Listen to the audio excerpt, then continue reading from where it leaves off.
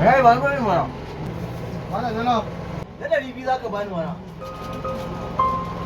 Kuma mai sha nan ya cika da ka ba su. Dan Allah kake abu da cikin.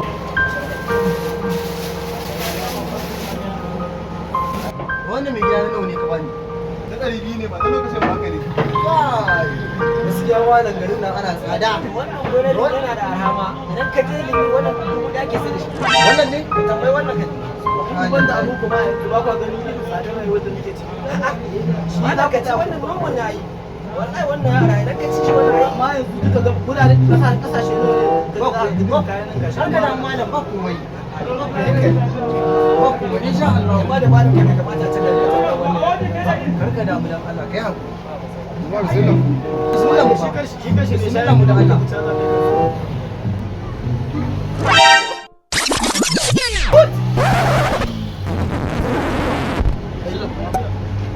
Kai sai da baka bulan. San waye zai da ba? Zai da baka bulan. Baka bulan, baka bulan. Idan ana mai dalilin ma aka samu wannan sunan da Allah. Mai dalilin sa mai sunan nan shi inda ya san majalisa take ana cin abinci kawai ko ne ko ya samu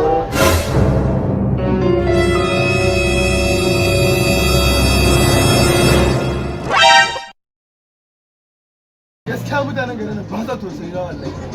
Allah yanzu yunwa nake ji amma a ci a rasa wanda zai siya mu abinci. Allah ba a tausayi na a garin nan. Wallahi na san zaman da zai da kowa wallahi.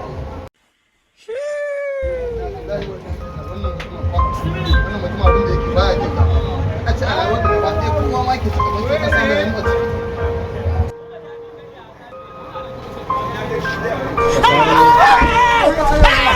Wannan wani ne da.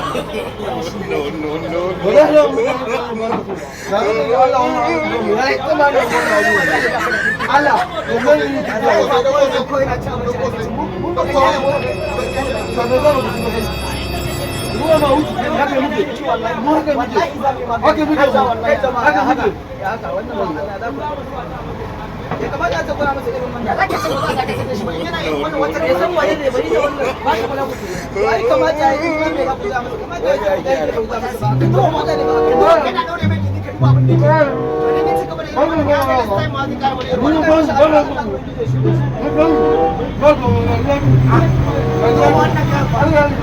shi ba kana kyale shi ba wannan dole kai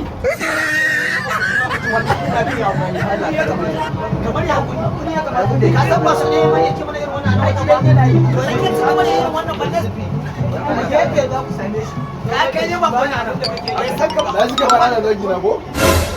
Eh? Ko ba zagi yake ba? Abu ne da kake ka. Na hakuri nake ba su yake. Ya hakuri kai ba. Ga. No.